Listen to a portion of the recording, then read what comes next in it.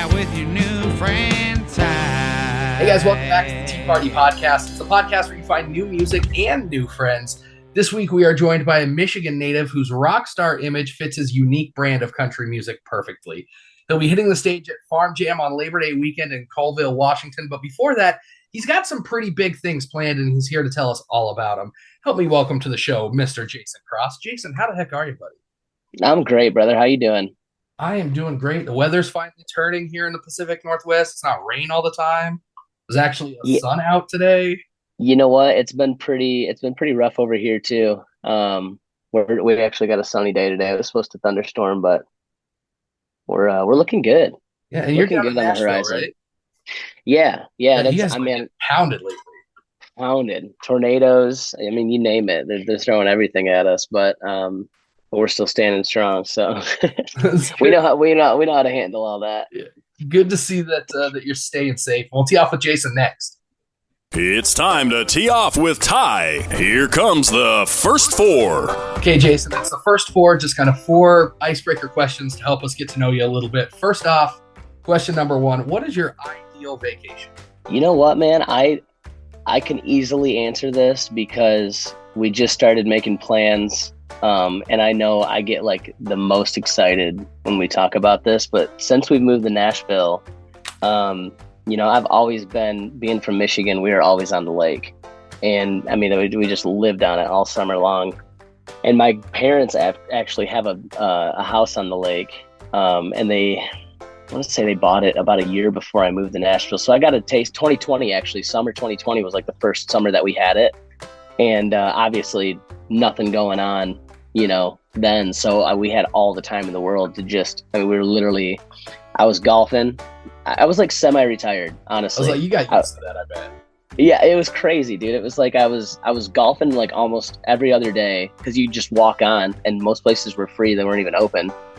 And then just hitting the lake and fishing and doing whatever. I mean, it was like I was living the dream. But so since I moved to Nashville, it's like been a big missing piece. And I'm always looking forward to, we go up there for about a week and a half or so around the 4th of July.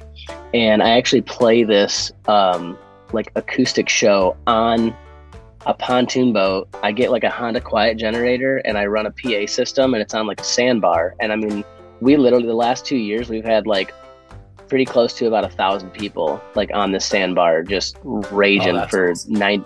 Yeah, dude. So it's that is probably my ideal vacation is probably just spending a week back home on the lake with the friends and fam. Can't beat that. Yeah, you cannot beat that. Okay, question number 2 for you. If you could only eat one food for the rest of your life, what would it be? Oh man, I've talked about this too, and I think, I used to say steak, okay, and I used to because I love a good steak, but to get some variation, like I would say pizza, but if you ate pizza forever, you probably wouldn't last long. So to get the variation, though, I'm gonna go with a burrito. Oh, okay. Because you could literally do breakfast burrito. You could switch it up for lunch, do something different for dinner. Like, I mean, you could, it's endless. I don't put whatever. Talk about how versatile burritos are enough. I'm telling you, man. I've put some thought into this before, so that's a great question. That is a fantastic answer. I'm going burritos, dude. Whatever you got, throw it in a tortilla and call it a day. Okay, question number 3. What character from a TV show or a movie or a book, just any fictional character, would you bring to life and hang out with for a day? Oh, man. Now, this one I've never really thought about, but probably, I think Jack Sparrow would be pretty cool. Ooh, okay. On the boat or on land? You can bring him, like Disney World, or are you going out on the ship? Oh no, dude, we're roughing it. We're doing the real deal. We're gonna probably be on an island somewhere, just drinking a bunch of rum, just having a time. Sounds like a fantastic vacation. Yeah, not bad. Okay, last question of the first 4. If you could have an unlimited supply of anything, alcohol, tacos, Pepsi, guitar strings, scotch tape, whatever, what would it be? Whoa, dude, guitar strings is a pretty good one. Right? I feel like I've thought about this before, and it's just something that would be so nice to never run out of. Also, you got to think about, like, I don't know, as I get older and become more of an adult, you think about, like, the stuff, some of the things you got to buy at the store every now and again. Just like, I mean, toilet paper is expensive, dude. You know what I'm saying? Like, I mean, stuff like that is pretty essential. You don't really think about it, but you know what? I would go with guitar strings. I'm gonna go with guitar strings for sure, because I'm like, I've never gone through guitar strings like I have in the last 3 years. It's like I'm changing them every, like, 2 or 3 times a week. Oh, so yeah. Get yourself a stockpile of those for sure. Yeah. What's your go-to brand or style? I love the elixirs. I've tried out literally everything. Of course, elixirs just have to be like the most expensive guitar string, but but they feel so good, and they last the longest I've found out of any of them. And they sound amazing. So yeah, I like the elixirs. I usually play like a 56 to a 12 or 13, which is for those who don't know, that's the gauge, it's the thickness of the guitar string. And I usually play them pretty thick, pretty heavy set. I keep my guitar tuned a whole step down. We play a lot of like rock and country, you know, so for me, it's the best string for me. All that, still breaking them every week. Dude, still. I mean, I do play my guitar pretty hard. I get in the moment. I like to jam out, and it's probably my fault. If I actually just played the guitar like a normal person, I'd probably save some money on strings, but I can't. I can't do that. But I feel like that wouldn't be the Jason Cross then. Exactly. I get a little too fired up, and that's just what it is. Hey guys, that was the first 4 presented by Box for Fighting Hockey Apparel, Northwest signature hockey apparel, online at b4fhockey.com. Use code TPARTY for 20% off your entire order. But Jason, thanks for playing along with us through the first 4. But now let's get into some of the serious stuff. Let's get to know you a little bit better. Give us the story of growing up in Michigan, and tell us how you first got into music.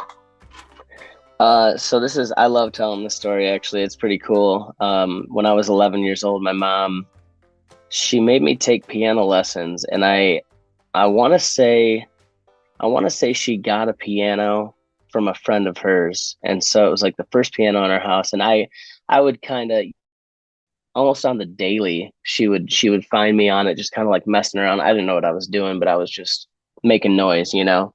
And so she signed me up for piano lessons, and it was every Wednesday with Mrs. Carr, and she played the keys for the church that we went to, and she was just an incredible woman.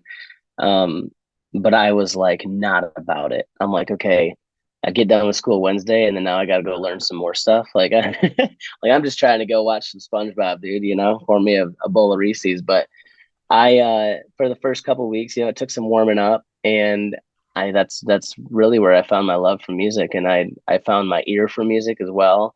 I never really learned how to read music. And she always just cracked up because she couldn't get me to actually like put the effort into to learn,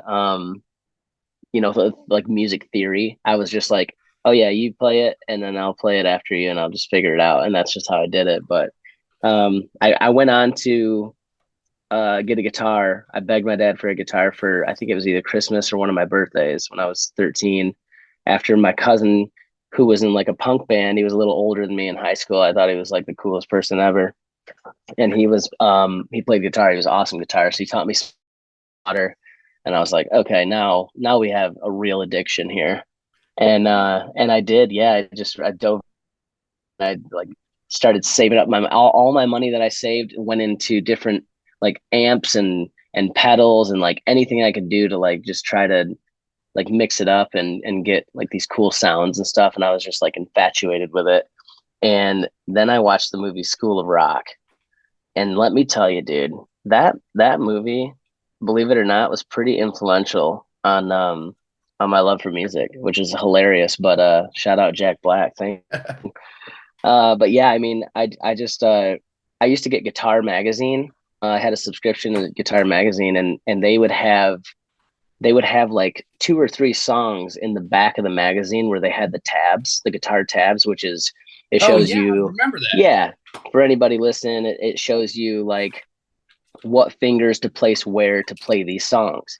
So like it would have this whole chart pretty much, and it would show you like, I remember one of the songs being War Pigs by Black Sabbath. And I would literally like get a new, magazine every other week or so.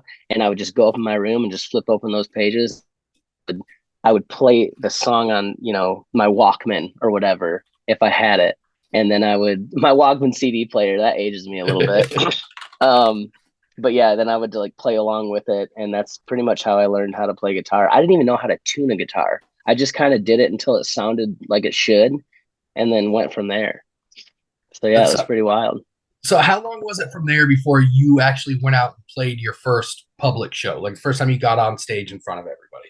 You know what? I think I was like 22 or 23.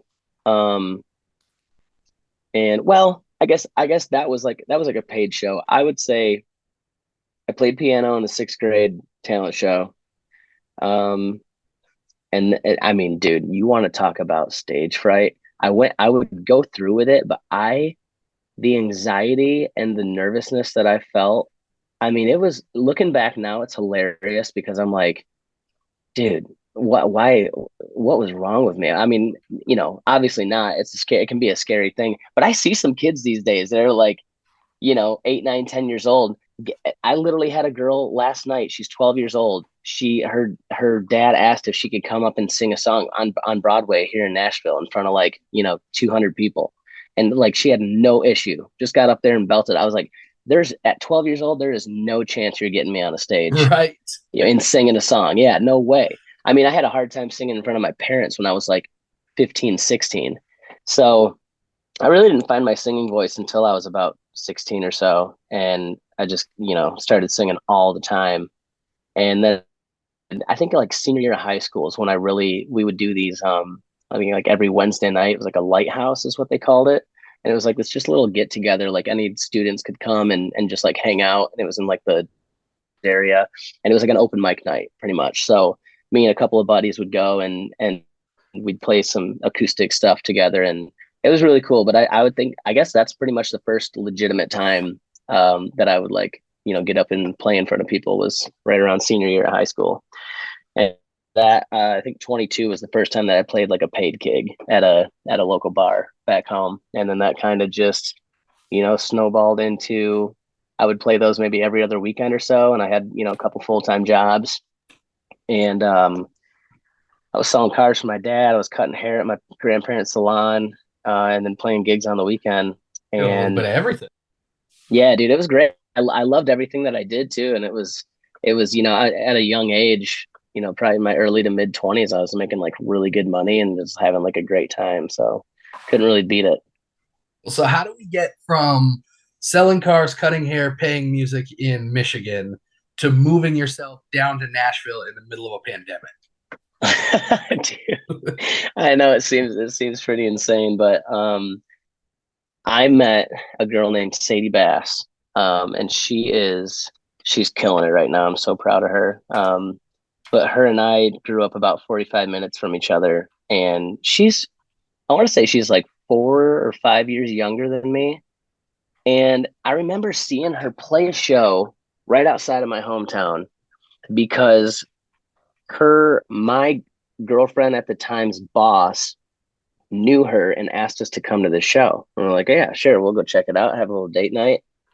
We go to this venue, and there's Sadie Bass, and she's like 18 or 19 years old, and she's stiff as a board, but she's got a really good voice. And I'm pretty sure it was like the first show that she'd ever played. And she had this band, and it was like a bunch of older guys, probably like her parents' friends or something that knew how to.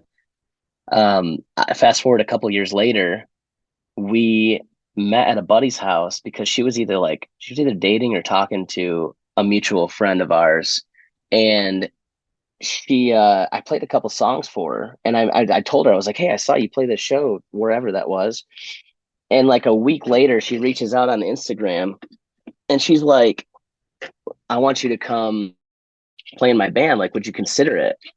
I think you're really good, and blah, blah, blah. And I'm like, man, that is just not really what I want to be doing right now. I'm just kind of like focusing on my own thing. And I mean, the last thing I wanted to do was go play guitar for a chick's band, but I was just kind of like not really open to whatever opportunities quite yet, but it did happen. And I think it was like, I don't know, for 8 months, she would message me every other, I don't know, few weeks. Be like, hey, what have you thought about it? And I'm like, yeah, dude, I'm good. And so I think I want to say I turned 25 or 26. No, not 5, it was 25. And I said, okay, my girlfriend and I 6 years broke up, and I had a great summer. It was my like first party, and I had a good time. And then like at the end of the summer, I was like, all right, here's the deal.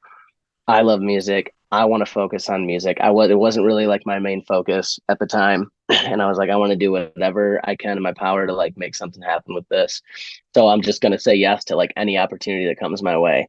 And I said that to myself. And 2 weeks later, she reached out to me and asked if I would play an acoustic duo at a pretty popular venue in Lansing, Michigan that I'd been to see like shows before. So I was like, oh, this is kind of like legit. Okay, let's do it.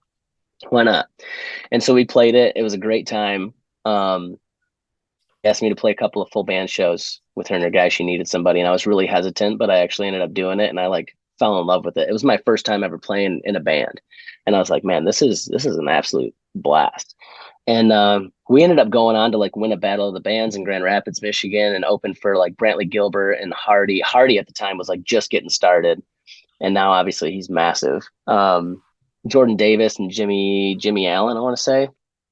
And we played for like 6,000 people, and I was like absolutely hooked. Well, that was the moment I'll never forget. They were running late on sound check, and we were just kind of like standing there awkwardly, like they'd already opened the doors. And so we're in this like a baseball park in Grand Rapids, and there's just thousands of people all over, and we're standing there checking our ears, and I just get into the microphone. I'm like, are y'all ready today? And the place just like erupted, and like you just felt the energy. And I was like, oh man, like I've never experienced anything like that before. I was like, that was the coolest feeling. And from then on, I was just like, this is what I want to do for the rest of my life. There's something about that feeling, getting on stage and getting that reaction from the crowd. Crazy, man. You can't beat that high. I don't care what drugs you want to take. There's nothing that compares to that. Well, and that's just when I was hooked, I was addicted to it. And it was like, we went on to play a lot more really cool shows like that, opening for people at like legitimate big venues. And she had a really good booking agent at the time, and her social media following was great. So we wound up on the Brantley Gilbert cruise in November of 2019. And that was literally like Nashville transported to a cruise ship, and I had no idea what we were in for, or what it was going to be like. But it was so cool because we got to like, there was a couple artists on there, Tyler Rich and John Langston being two of them, that we had opened for at smaller shows before the cruise, and they were also on the cruise. So like we'd already had the introduction.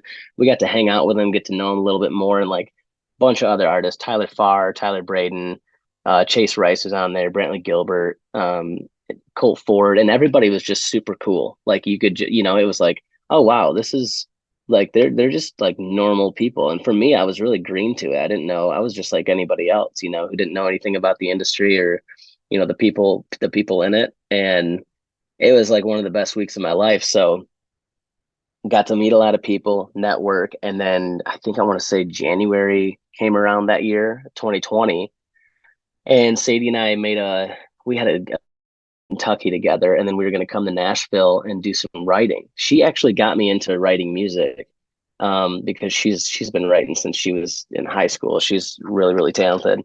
But she got me into it, and so we made a trip to Nashville, set up a couple of co-writes, group writes with like 3 or 4 other people. And that was another thing where it was just like we wrote a song that she actually ended up cutting later on. It's called Made For It. And I wrote it with my now roommate who I'd met that day, and everybody in that room. I mean, we're all still good friends. So like, that was a really cool moment, as well as like finishing a song with a group of people in Nashville, like for my first time. And I was like, wow, this is the coolest thing ever. Like I need to do this as much as possible. So we made a plan. We're moving down. Like her and I were going to go And, she always knew that I wanted to do my own thing and like kind of go on my own artist path. So that was kind of the plan. Like, I'll play with you here and there. But, I'm going to start doing my own thing. So, well, then COVID hit. So we were planning like that summer, we were going to try to move down, and COVID hit in March. So we just kind of obviously delayed things.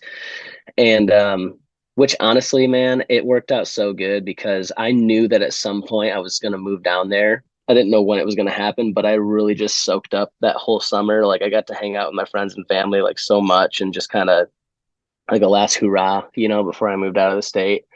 And I think, I don't know, probably August rolled around and I'm like, okay, I'm going to be 28 years old this year. I need to make a move. Like, COVID restrictions were kind of starting to like come up a little bit, but it was like doable. It was going to be doable. It was going to be tough. Came down in October for the first time with my now girlfriend and my guitarist, and we were looking for houses, and we found one. We moved down in November, and I got COVID the first week that I moved to Nashville.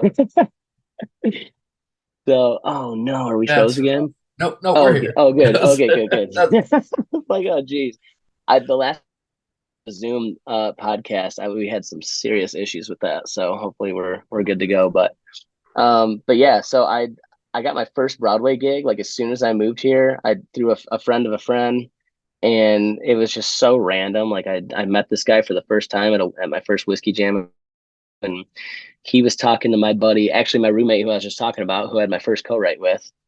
We were together, and he introduced me to this guy, and as he's introducing me, he's asking Clayton, my roommate, he's like, "Hey, are you free Friday or Saturday to play this acoustic show at Luke Bryan?" I was like, "I could do Friday." And I was like, "Well, I'll do Saturday." And I was like kind of just messing around, and he was like, "For real?" I was like, "Yeah." And he's like, "All right, let's do it." I was like, "Oh shit." This is really happening. Okay, dude. So I show up, and obviously like I've been playing, that's pretty much all I've been doing was playing cover gigs back home. It was just like another day for me. But I'll tell you what, that jump from 3 to 4 hour shifts, that's a whole nother animal down here on Broadway. But yeah, that was it, man. I mean, I was settled in, and I just started kind of working my way through what Nashville is. And now here we are 2.5 years later, and 8 singles and a whole lot of songs written and a whole lot learned. So it's been pretty good journey. It didn't take you long to get that first single out after you moved to Nashville. I mean, it was just about a year after you moved there that you were able to put "It Ain't Me" out. Walk us through what that process was like, putting out your first song.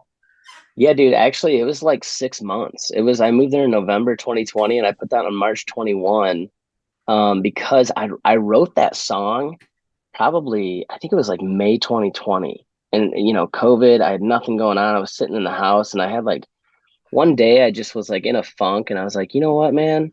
And I hadn't been writing at all. Like since I went to Nashville and wrote with Sadie, like here and there. But the previous 3 months, like I didn't really dive into it too much. And I was finally like, okay, I need to get back into writing, and I need to like start right now. And I did. And I wrote that song in like 45 minutes, and it just like poured out of me. And I was like, I got so excited about it. I was like, man, this is really cool. Okay. So then I had this song that I was playing, when I first moved to town. I was like getting on these writers rounds, and I mean, I realistically only had like 3, which usually that's all you need is about 3 or 4 songs, but that's literally all I had to play that I'd written myself that I could like play out at these writers rounds. So I was like, oh, I have no catalog. I need to start like building it up. But that was like my favorite song that I'd written at that point. And I was like, you know what, I want to put something out and just have a song that like, if people are wondering, what the vibe is or what I'm about in my direction, like they can go to that and they can hear it and just have something to go off of. And so we ended up putting that out March 21, and it was really cool, man. You'll never forget. I mean, it's funny because I've grown into my sound so much in the last 3 years since I put that song out. I've changed producers. I've kind of narrowed down my writing circle and the people that I know, like to write the same style of stuff that fits the brand and fits my my sound that I'm going for. And it's like, looking back, it's totally not like I barely even play it out even more. I'll play it when I go back home because it's kind of like that special thing between everybody that was, and me, all my friends and family. And like, I come down here and I put this song out, and I mean, the response was like just incredible. Like, I remember like I was just so emotional that whole day, and it was a really special day. So it'll always be close to me, but it's just like, we're definitely in a different, kind of a different zone of music these days, which is good. I mean, you got to start somewhere. I mean, it's a good way to get your foot in the door, a good way to kind of build up that fan base, at least give them something to listen to. But I want to talk about your songwriting here in a minute. But before we get there, we've got a few songs for everybody today. The first one is called Already Gone. And this one I feel like does kind of fit that the vibe, the sound that you're in now. It's got almost 300,000 streams on Spotify. Give us the story behind what the writing process was like for this one. Okay, so my good buddy Cody Garrett, he's one of my favorite people that I've met down here. And he actually moved back to Cincinnati, which made me pretty sad. But I heard he told me he might be moving back, which is great because he is literally like, he's one of my favorite people to write with. And we sat down, just him and I don't know, I think we were both about a year into Nashville. So we were still pretty green, and we sat down and started writing this song. We didn't finish it that day. We got like a pretty good idea. And he actually came out with the title of Four Roses. He was like, I want to write a song, like, like Four Roses, like the bourbon. He's a huge bourbon guy. And I mean, so was I.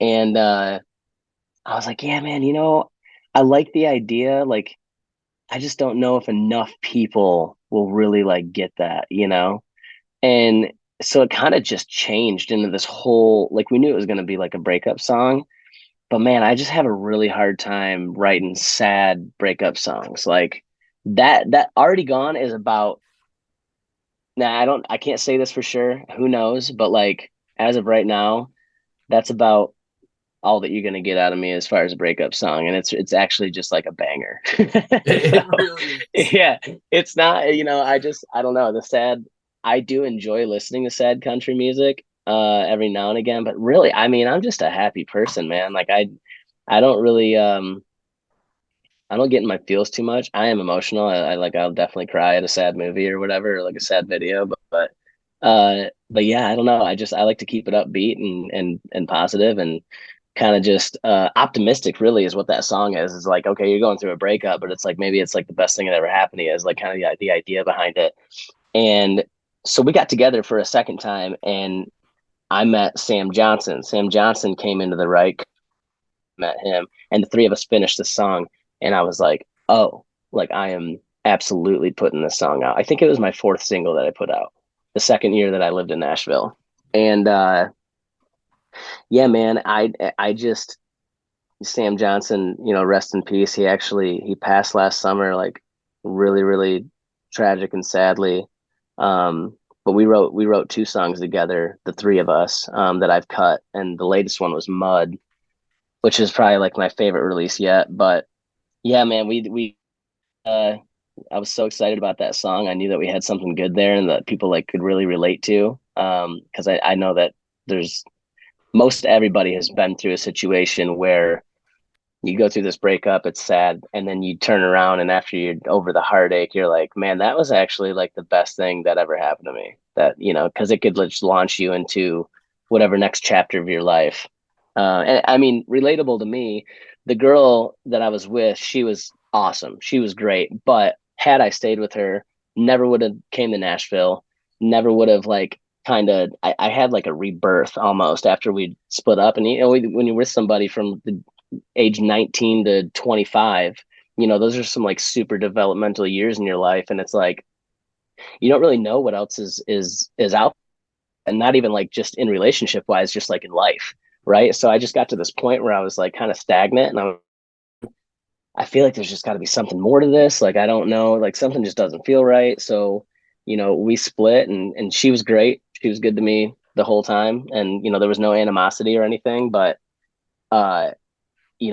just new opportunities in life just started coming about, which is pretty natural when that sort of thing happens. So that's really, for me, that's the way that I relate to that song. But I know there's people out there that like definitely hate their exes and and didn't have a really good time with them. So, you know, they can relate to that too. But you know, I got really, I'm like, we got to do a video for this song. Like I had all these ideas, and actually the guy who shot it, his name's Andy, and he shoots content for Jelly Roll now. He was like day-to-day photo video guy, and he's extremely talented.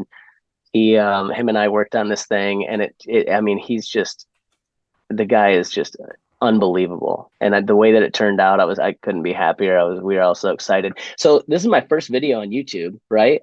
Never posted a video on YouTube, didn't even have like a channel of my own. Or maybe I did. Maybe it was like a couple, but they were like shows, and it just wasn't anything special. So this is my first music video, and we put this thing out, dude, and I don't know how or what happened, but it just caught like an algorithm, and so many people that saw it just related to it that it just blew up. I mean, we're at, I think, like 1.1 million views right now on YouTube, and that happened pretty much within the first year of it being out. So that was incredible. That was probably like my biggest moment yet with a song release. So that really kind of fueled the fire, you know. We've been hyping this up. Let's let everybody take a listen to it. This one's called Already Gone, maybe the most upbeat breakup track you'll hear from Jason Cross. No doubt.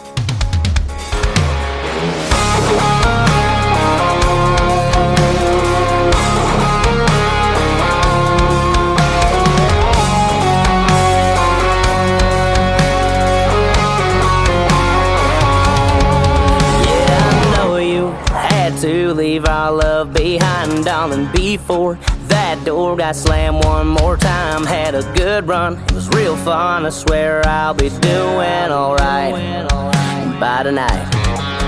All your stuff's packed in the back of your hand-me-down Accord. All my friends are dying to hear the news. I'm sure that the girl who didn't like them won't be coming around anymore. No, not no more. But my cups and dirty boots are here to stay.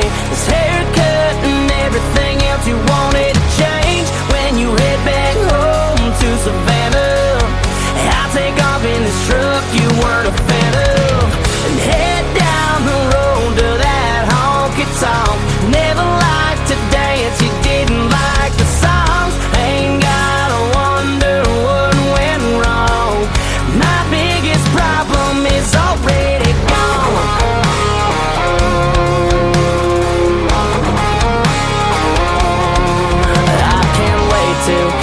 get a brand new tattoo. Your mama didn't like that, I already had a few. Yeah, see where you got that bitchin' attitude. You can't take that shit with you. But my spit cups and dirty boots are here to stay. This haircut and everything else you wanted to change. When you head back home to Savannah, I'll take off in this truck you weren't a fan of, and head down the road to that honky tonk. Never liked to dance, you didn't like the songs. Ain't gotta wonder what went wrong. My biggest problem is already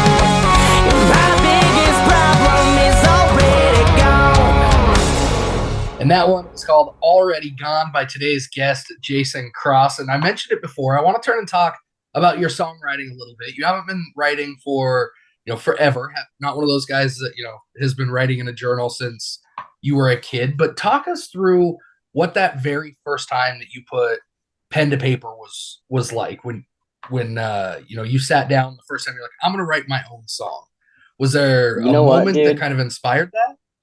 I was actually, yeah, no, I'll always remember this. The first time I ever put pen to paper and wrote a song was with my dad when I was like, oh gosh, I was probably 15 or 16. So I wasn't like super late to the party. I guess I would just like, I had no idea like what I wanted to write about. So it was just really just kind of like real stuff, just like in my life. Very literal, but this song was just a joke song. Like we were just having a good time and we wrote a song called Beer Pong. And it's very like there's this thing called Bob and Tom is like a radio show over here in the Midwest, and it like played on our local rock station Q106, and they would have like every morning it was the Bob and Tom show, and they have it's comedy. It's like very like funny stuff, and they're talking about news and things, but it's also just like hilarious. And they would have people call in. I'm trying to think of Rodney Carrington. You know Rodney Carrington? Okay, yeah. So like people like him would like call in, and they would like have these hilarious songs, right? And so it was kind of like that vibe. And we wrote a song called Beer Pong, and it was just all about like people having your buddies over and drinking beers and playing beer pong. And that was actually the first time, which is like really pretty fitting. It kind of makes sense. And then years later I put out a song called Beer Ain't Gonna Drink Itself, so that checks out. Nice little throwback there.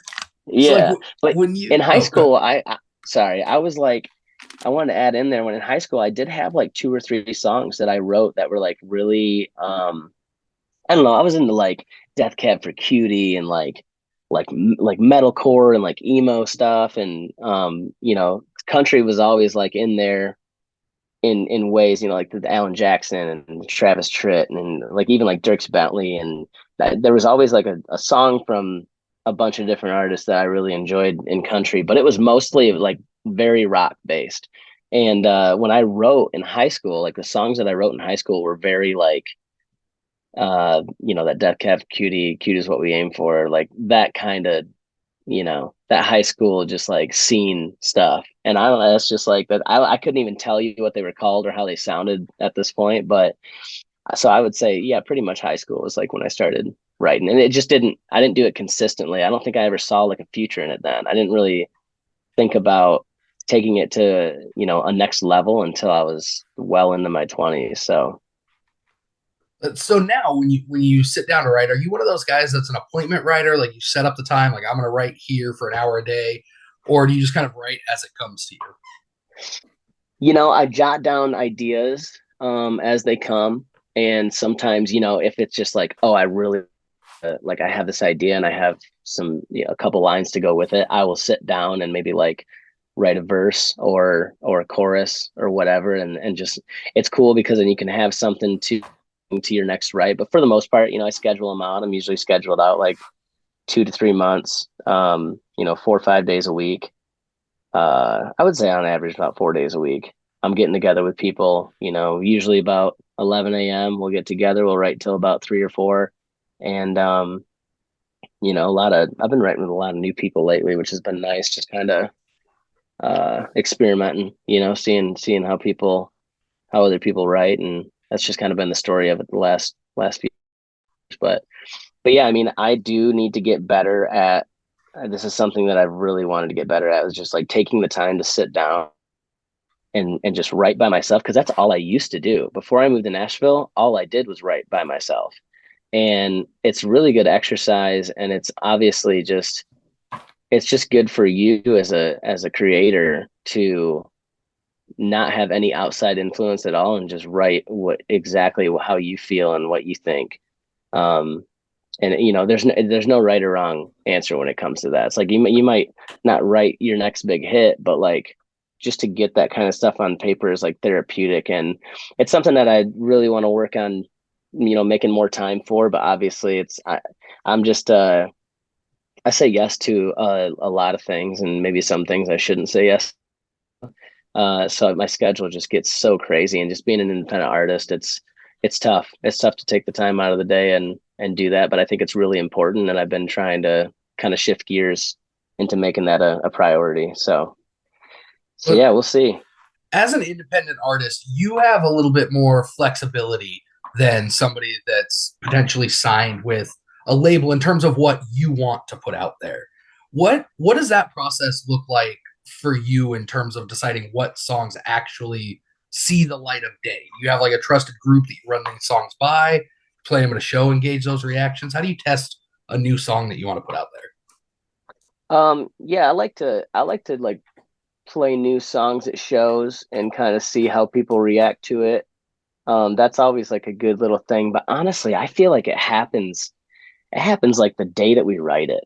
I'm like, if I'm feeling a song, I will just know. You just have this, you're just like, oh, I need to put that out. Like that's saying all the things I want to say. It's written the way I want it to be written. It's this guitar riff that we came up with is awesome. I love the melody, and it's just, and then you might sing it, and it's like your voice sounds good on it. It feels comfortable to sing. It sounds like you just kind of know. So I feel like most of my songs that I've put out, besides one of them, I think it was Traveling Kind, was like the only song that I didn't really know right away. I knew we'd gotten a good song. It was actually the first song that I wrote when I moved to Nashville. Like, I don't know, 2 weeks after I got settled. And, I still write with all those boys today, which is really awesome. But I didn't really like decide to put that one out until probably a year after I wrote it. So that one, I've actually got a question about that one. Yeah. So that song sticks out to me because it mentions my hometown, and I've got to ask. You say Spokane. Is that Spokane, Washington, or Spokane, Missouri? Washington. Yeah, because okay. we were talking about coast to coast, like kind of coming down the coast of California to like Oceanside. That whole. And honestly, I've been, since I moved to Nashville, I've been out to Oregon, I've been out to California now. So I've like gotten to experience some of that like West Coast vibe. But I honestly, it just kind of like made sense to us and it sounded good. I was like, yeah, that's cool. I'd never been to those places before, but now I'm about to be, and it's kind of cool because I get to play that song and talk about it. So yeah, that was Washington all the way down to California, that kind of thing. Just kind of just trying to paint a picture of like, obviously, like a lot of people do that, right? When they're traveling, or they take like a trip like that, they'll go like down the coast of east, west, wherever, and just kind of made sense for the song. Yeah, I mean it does. And I was I'm excited to see you out here at Farm Jam in a couple of months, just about an hour north of Spokane, and I want to talk to you about that. But before we do that, we've got another song for everybody here. It's called Routine Town.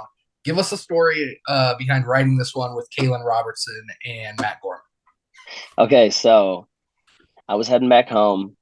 It was the first year that I lived here. I was going back home to play a show in my hometown, and it was probably like the fourth or fifth time that I'd driven back home. And every time that I went back, I took the same route, obviously. And down US 12, you would go through, when you got off of I-69, you'd go through these three small towns, one of them being Jonesville. On the other side of Jonesville, which is one of these three little towns, there's a machine shop. And every time I would drive by this place, right, it would be like the same time of day every time I went home, sometime between like, I don't know, 6 o'clock or 10 o'clock or even later at night. And the same two beat up old Chevy trucks were parked next to each other. So obviously, like, they're good buddies. They work together there. But it was just like deja vu. It's like every single time I drove past this place, you'd see those same two trucks there. And I was like, I told my buddy Ben, who was riding next to me, I was like, isn't that crazy, dude? Like, same thing every time. And he was like, man, it's just a routine town. And I was like, oh boy, that is a song title if I've ever heard one. And he's not a songwriter, so I was like, sorry, dude, you're not getting any credit on this. I will shout you out. I will tell people that you came up with the title. But about 6 months later, I brought it into the room with Kaylin and Matt. They're two of my favorite people to write with. Matt actually wrote Traveling Kind with me. He was one of the writers on that as well. And we sat down and I gave them that title. They loved it. And I pretty much just explained to them. I was like, man, you know what it is? It's like being in Nashville, it's so fast paced. It's crazy all the time. It never stops. And it gives you this new appreciation for, the small town that you grew up in. And I grew up on the outskirts of outside of Parma, Michigan, which is a really small town. It wasn't far from Jackson though, which is like the bigger town, I guess. It's a city, but it's a small city. Probably like 25, 30,000 people or more. I could be way off with that. I'm totally guessing, but Parma was like, I think like 1800. I went to Western high school for a few years there in Parma. And, I grew up out in the country and I just loved it. And it was just kind of like, growing up, there wasn't much to do. Like we just spent our time outside and just, we'd ride dirt bikes, we'd fish. And I had a buddy that lived down the street, had a pond. We'd go fishing in the pond. We would just, we'd make the most of it. And, we were never bored. But it was just kind of like the same stuff, different day, and a lot of the times you'll get to this point where you're like, I never really did, but people were always like, man, I can't wait to get out of this town. Like they just like said, they didn't love where they lived. And I'm like, man, I really don't mind it. But even though I didn't mind it at the time, I really have a new appreciation for going back home and getting grounded and getting back to my roots and just like slowing down for a minute. It's obviously just like the best place to do that. So I wrote Routine Town, and it's pretty much just about getting back out of the big city and getting back to your roots and getting back in a routine town. Here, let's let everybody take a listen to it. This one is called Routine Town by Jason Cross.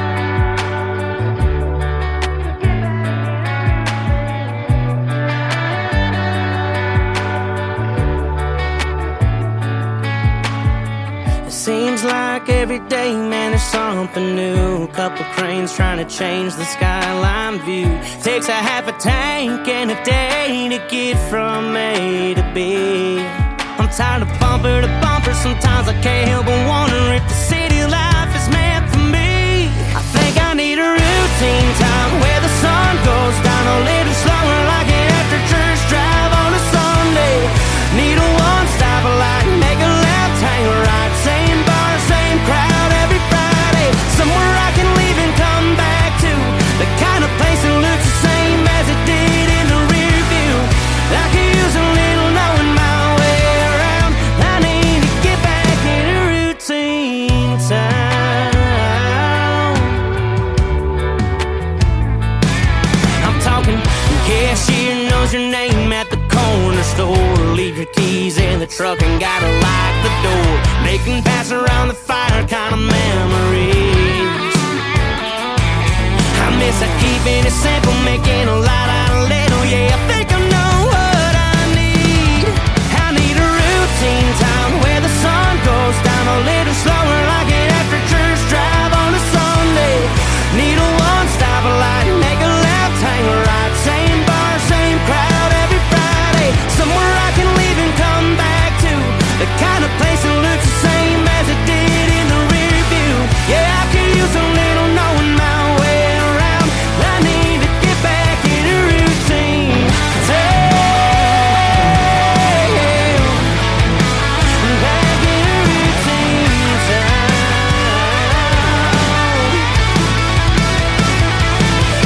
When it's time for a change of scene, I'll tell you just where I'll be. I'll be in a routine town where the sun goes down a little slower, like an after church drive on a Sunday.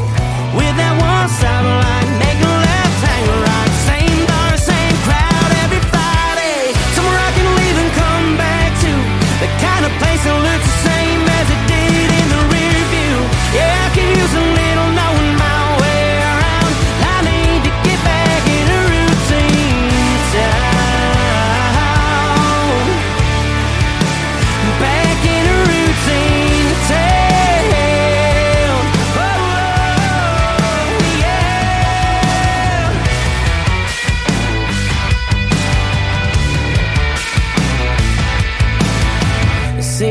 like every day, man, there's something new. And that one, it was Routine Town by future farm jammer Jason Cross. And we've touched on it a little bit. You're heading up to the Northwest this summer for Farmjam Festival. And if you're out there listening, you can save 25% on your tickets by using code TEAPARTY at farmjamfestival.com. And you're known for that kind of rock star look and stage presence. And for those of us that haven't had a chance to see you perform, what can we expect when you hit the stage on the farm Labor Day weekend?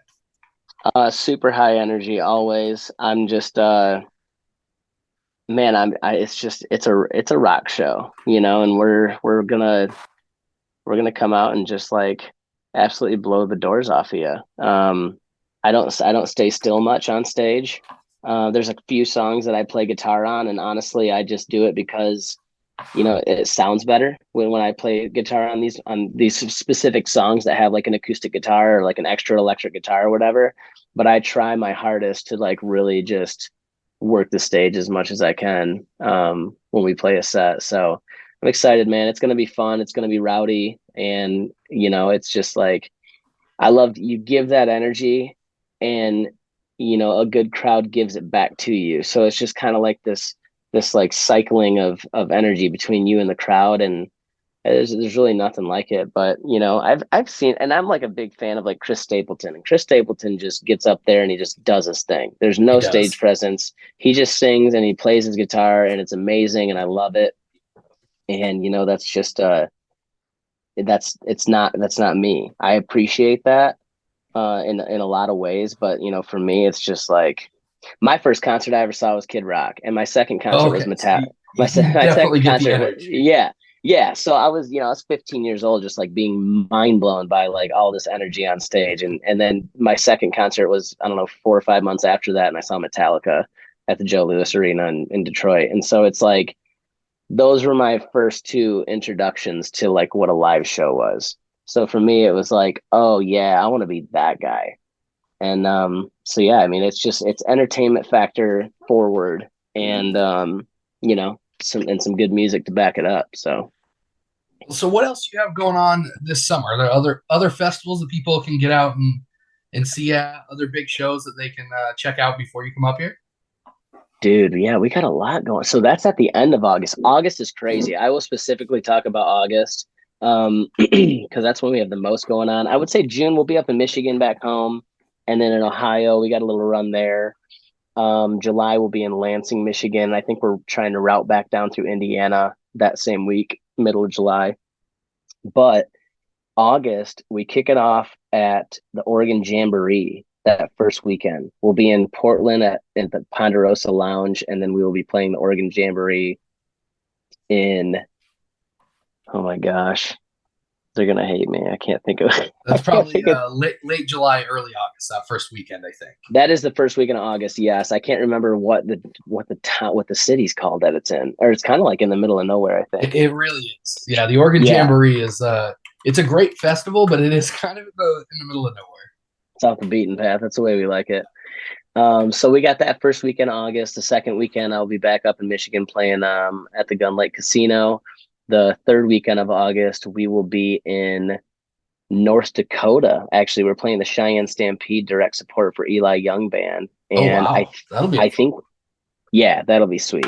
And we're actually in the works right now to play the Iowa State Fair on our way up there that third weekend as well. And then the fourth weekend, there's 5 weekends in August this year, isn't there? Oh, hey. Yeah. So the fourth weekend, yeah, right. That's a good time for some live music. But fourth weekend we'll be in Maryland at a festival there, and then the following weekend, the last weekend of August, we'll be coming out to a town near you. Coville, Washington, baby. I'm so pumped for it. Honestly, I'm really excited to be out there, and just it's a brand new space for us, brand new state. I've been in Wyoming, I've been in Oregon, I've been kind of surrounding, but I'm really excited to bring what we got to Washington. I think you guys will love it. They literally just pop this stage up in the middle of a cornfield, in the middle of a perfect. Farm. So I love you it. guys will have a great time there. But before we let you go, we got one more song for everybody. This one just came out a few weeks ago. You already said it may be one of your favorite releases. It's called Mud. The response has been fantastic. Over 60,000 streams in less than a month. Give us the story behind this, because it just seems to fit your persona so well. So I actually this is the one I wrote that with my friend Cody Garrett and Sam Johnson, as well as actually the last song that I wrote with Sam. And it was actually different. It was different. We sat down, and this was like Cody kind of brought the title that day. He had the idea for, like, Get It Out the Mud. And I was like, okay, is that like, what are we talking about here? Like, we talking about like you get your truck stuck, you get out the mud, like, and he's like, no, like in life, like you just get stuck. You get stuck in life and things get hard, and like, but you never quit. You got grit, you got determination. And like, I'm like, ooh, I like that, because that's meaningful. That's good. Like, I relate with that. I relate with working hard and earning what you have. And like, I grew up wrenching on cars and baling hay in the summers, and just like all the things that I did to earn money have always, besides like being in the service industry, but still I would even count that. Like that can be a tough gig. Oh, I did that for 4 years. I mean, you're working with your hands. There's no doubt about that. I mean, you're on your feet most of the day. And I mean, it really goes out. It's a very wide variety of different occupations and jobs, but, mostly like that blue collar, shout out to first responders too. I mean, you got to dig down deep and physically, and a lot of it mentally. I can only imagine what those people go through, like your EMTs and your police officers, firefighters, like on a daily basis. They do things that like I couldn't imagine doing, and so I just appreciate that so much. And I think that I could dedicate this song to them as well, for just digging down and having the determination to keep going back to work every day, no matter what happens. So yeah, I mean, this one goes out to anybody that just got that hard work ethic and never gives up on something in life. I think this one's going to hit really hard on the farm. This one's called Mud from Jason Cross.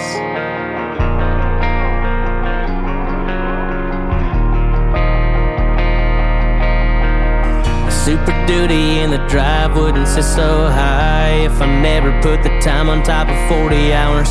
Them studs from the fall wouldn't hang on my wall if I never dropped the hammer on some black powder. I put the fence up, laid the stone down, working for that Birmingham with the wraparound, until they put me in the ground in this small town. I'll be rising with the sun, 'cause I get it out the mud, yeah, it runs in my roots. Cake on these boots, kick it off when the day is done.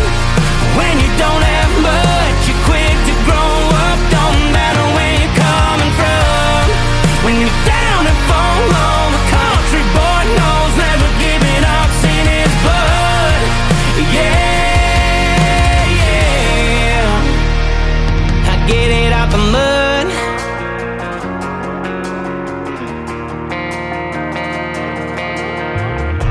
When I needed rent and all my money was spent, well, I went and put some weight on a trailer hitch. Now I ain't rolling in the dough, but I know when that rooster crows, I'm getting redneck rich. I put the work in, I get the grit out, and when the going gets tough, I get it out the mud. Yeah, it runs in my roots, it's caked on these boots. Kick it off when the day is done. When you don't have much, you're quick to grow up. Don't matter where you're coming from. When you're down and fall low, a country boy knows never giving up's in his blood. Yeah, yeah, I get it out the mud.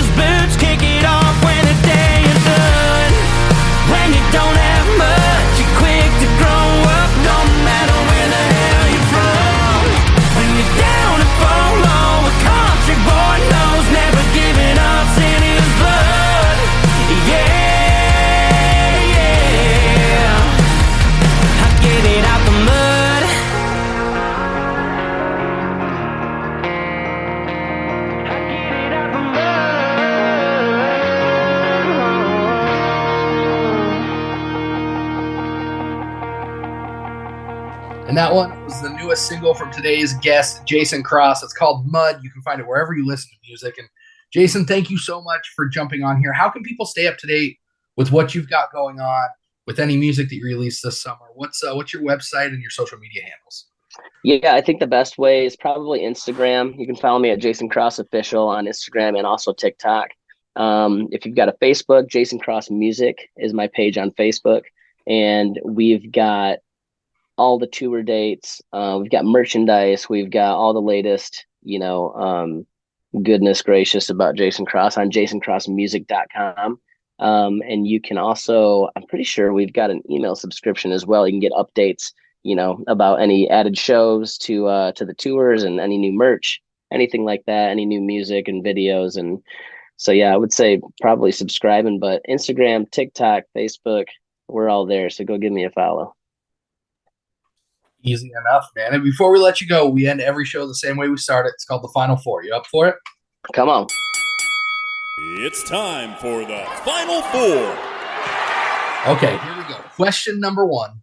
What's your favorite concert memory? I feel like we might have already touched on it. Yeah, man.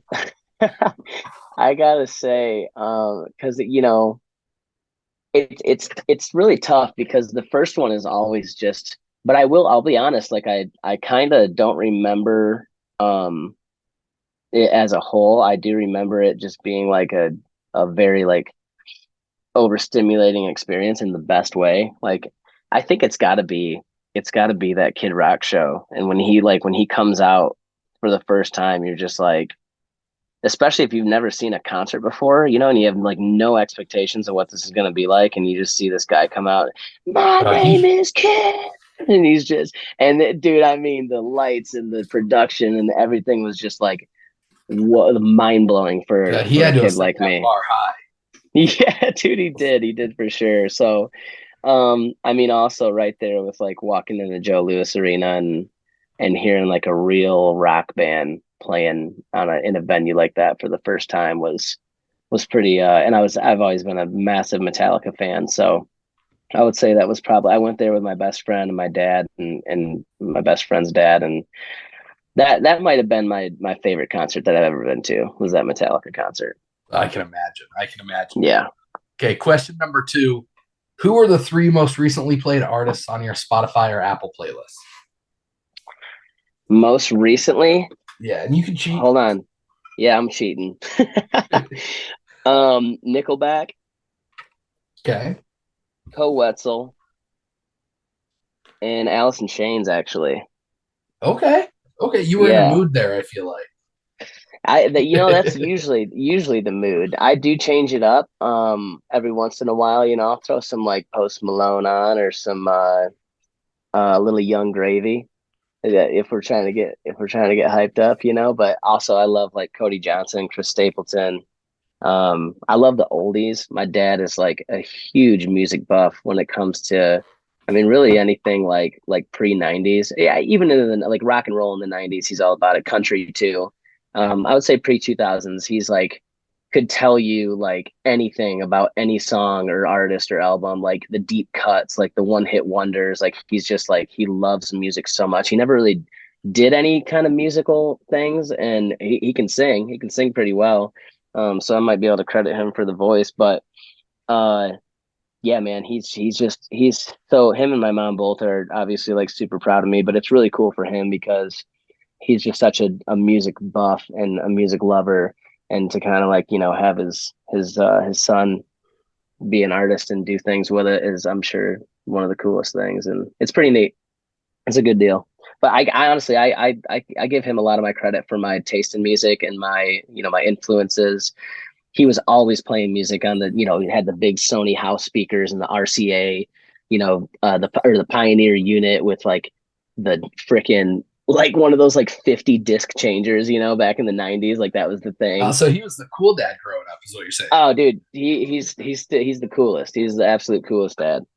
And I just remember like hearing a song on the speakers, and this is before I'm even like in school, or maybe I was in kindergarten or whatever. Like I couldn't even read, you know what I'm saying? I could barely like read stuff, like for the most part. So I didn't even know like the names of these bands.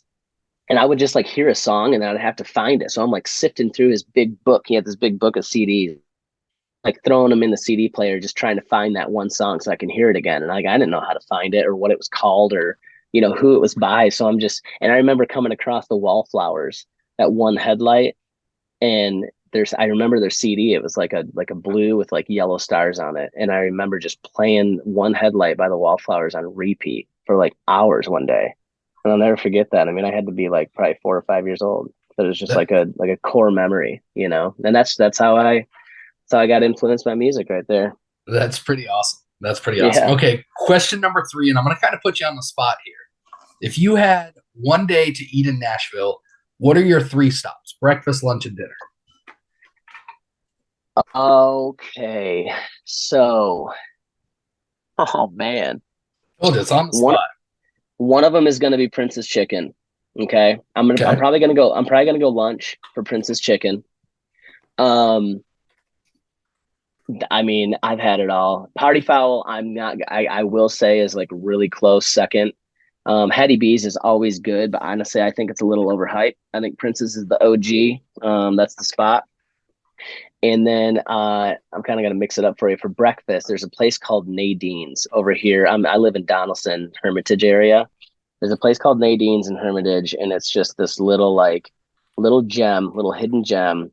And I mean, everything they have on the menu is just absolutely fire. Great Bloody Marys, so you really can't beat that for breakfast.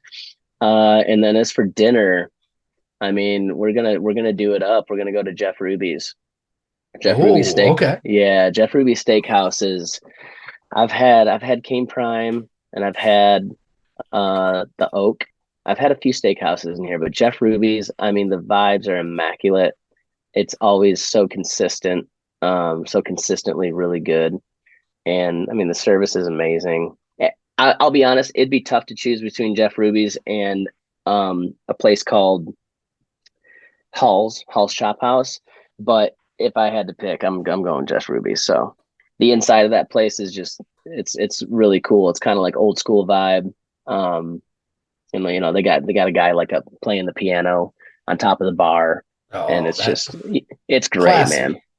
Very, yeah, classy, but kind of like business cash. You know what I'm saying? Okay. It's like a Friday in there all the time. So it's a cool spot. But yeah, there we go. I'm gonna go Nadine's for breakfast, Prince's for lunch, and Jeff Ruby's for dinner. I made the terrible decision of opening up Nadine's page on Facebook, and this food looks incredible. Dude, they got some like really different stuff, and I mean, everything's good, from the Philly cheesesteak to the hot chicken sandwich to their breakfast scrambles. Like I would literally go there and eat a hot chicken sandwich at like 10 in the morning. Like it's you can't go wrong with anything you get on there. So yeah, they're definitely a winner in my book. Okay, here we go. Last question, Jason. Take as much or as little time to answer this as you want. But if you could pick one thing for people to take away from your appearance on this show, or just from your music in general, what would it be? I just want them to know how genuine I am, and I love people, and I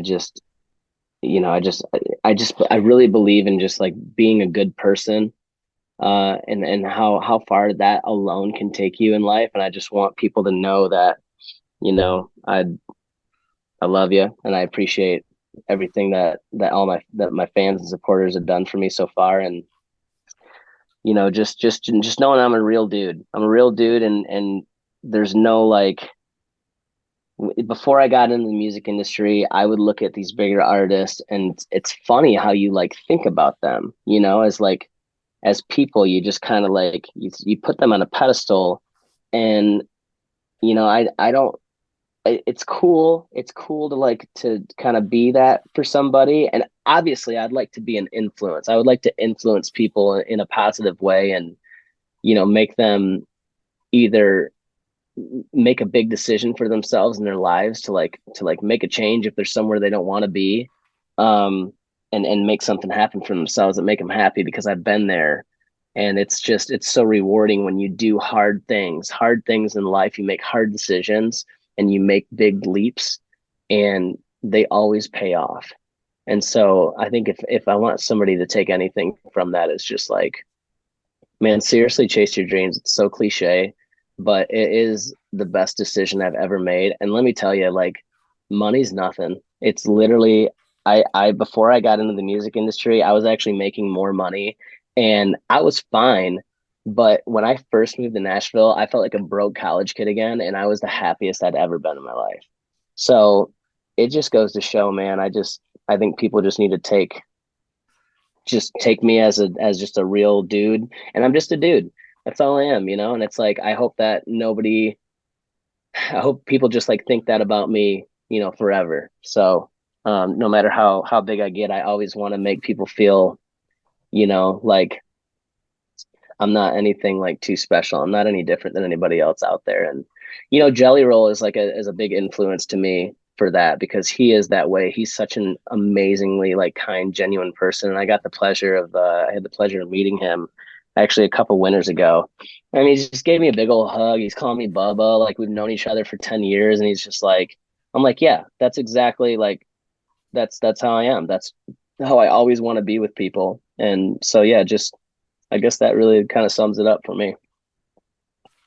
There you go. I don't think anybody could have done it any better. A real dude coming out to a real farm to play real music for real people at Farmjam. I love it, man. If anybody out there is still looking for tickets, you can get them at farmjamfestival.com. Use the code TEEPARTY, TEE party, all one word. Save yourself on those admission tickets. But Jason, thank you so much for dropping by. I'm excited to get to meet you in person here in August. Absolutely, brother. Thanks for having me. This has been a good time. Yeah, man. And that was another episode of the Tea Party Podcast. It's a country music podcast where you find new friends and new music, like future farm jammer Jason Cross and his new single, Mud.